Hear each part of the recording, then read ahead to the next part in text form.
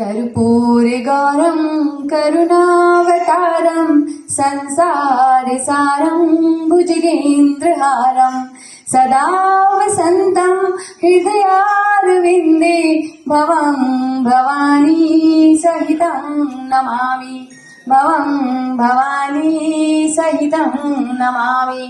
सर्वप्रथम गणपति गणेश जी को, माँ सरस्वती को और अपने पूर्वजों को और अपने माता पिताओं को प्रणाम।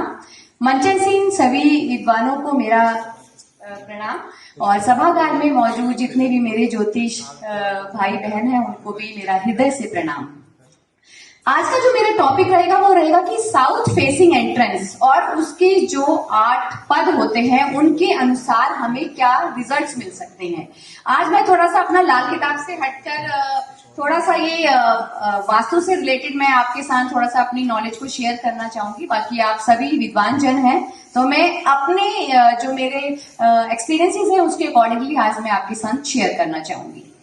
साउथ फेसिंग बिल्डिंग को सुनने के बाद हर कोई, सिर्फ एक वास्तु एक्सपर्ट को छोड़कर हर किसी से यही सुनने को मिलता है कि ये डायरेक्शन शुभ नहीं है, यहाँ पर क्या कहते हैं यमराज की दिशा होती है। और ज्यादातर जो लोग होते हैं ऐसी डायरेक्शंस वाली बिल्डिंग को खरीदना पसंद नहीं करते हैं। साउथ फेसिंग बिल्डिंग वास्तु विरोधी होते हैं, ये एक बहुत बड़ा मिथ है, ऐसा कुछ भी नहीं है। साउथ फेसिंग एंट्रेंस के बारे में ये आम धारणा लोगों की बन गई है कि ये सिर्फ हमारे को लॉस ही करवाते हैं और मेन रीजन सभी ये मानते हैं कि ऐसी डायरेक्शन में रहने वाले जो लोग होते हैं बहुत ज्यादा सफर करते हैं इन कंपैरेटिवली जो अदर डायरेक्शंस में लोग रहते हैं।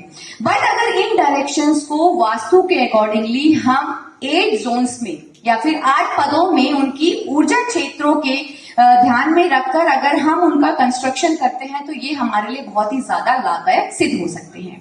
तो इसके जो डिफरेंट जोन्स माने गए हैं जो मैं आज आपके साथ शेयर कर रही हूँ वो है S1 जोन, जो बोला गया है कि S जोन में रहने के लिए जो बच्चे होते हैं, अगर उस जोन में अगर हम बच्चों का रूम बना देते हैं, बच्चों की डायरेक्शंस बना देते हैं तो ऐसी डायरेक्शन में रहने वाले जो बच्चे होते हैं उनके ऊपर कहीं ना कहीं बुरा असर देखने को मिलता है।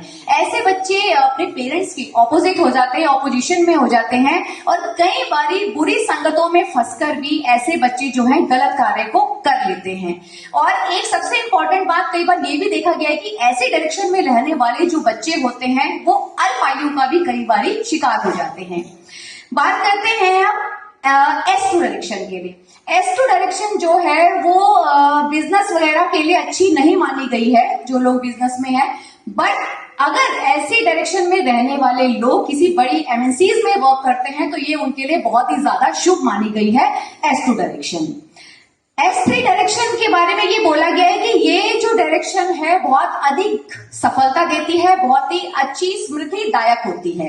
ऐसी डायरेक्शन में जो रहने वाले लोग होते हैं वो किसी भी तरीके से कोई भी अपना साम दाम दंड भेंट लगाकर अपने कार्य को निकालने में बहुत ही ज्यादा समर्थ होते हैं। और ऐसे जो लोग होते हैं बहुत ही ज्यादा लकी होते हैं और बहुत ही ज्यादा जो ऐसे व्यक्ति होते हैं वो सौभाग्यशाली भी देखे गए हैं।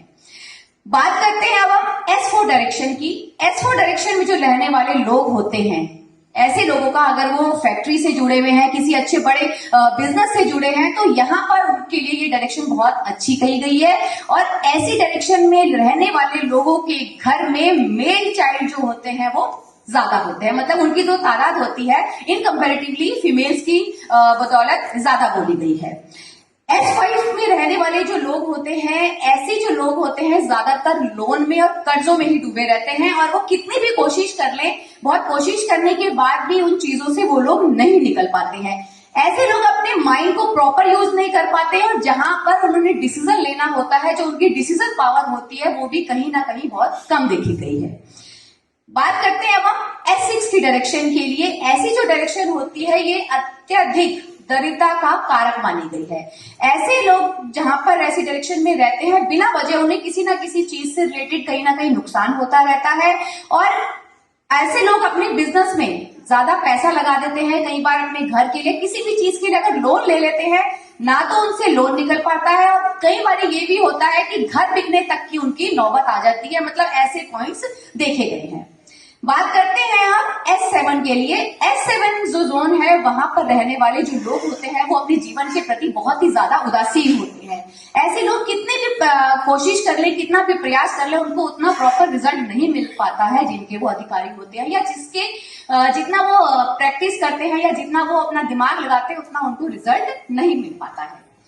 और last but not the least, S8 जो डायरेक्शन है ये एक रॉन्ग डायरेक्शन मानी गई है। ऐसी डायरेक्शन में रहने वाले लोगों को फाइनेंस से रिलेटेड भी और रिलेशंस में भी कहीं ना कहीं उनका अच्छा किसी के साथ नहीं चलता है, और ऐसे लोग धीरे धीरे अपने फैमिली से करते चले जाते हैं, कहीं ना कहीं रिलेशंस में उनको नेगेटिविटी का भी सामना करना पड़ सकता है। तो मैं चाहूंगी कि कोई भी अपना घर, ऑफिस या बिजनेस के लिए अगर कोई भी डायरेक्शन को चूज करता है तो ऐसी बात नहीं है कि साउथ डायरेक्शन बहुत ही खराब है। किसी अच्छे वास्तु एक्सपर्ट को दिखा के आप उसका ट्रीटमेंट भी करवा सकते हैं, और ये जो डायरेक्शन है आपको आगे चल के उसका बेनिफिट भी आपको बहुत ही अच्छा मिल सकता है। तो अपनी इन्हीं बातों के साथ मैं अपनी वाणी को विराम देती हूँ। आप सबका बहुत बहुत धन्यवाद। आप सभी ने मुझे बहुत अच्छे से सुना। Thank you so much.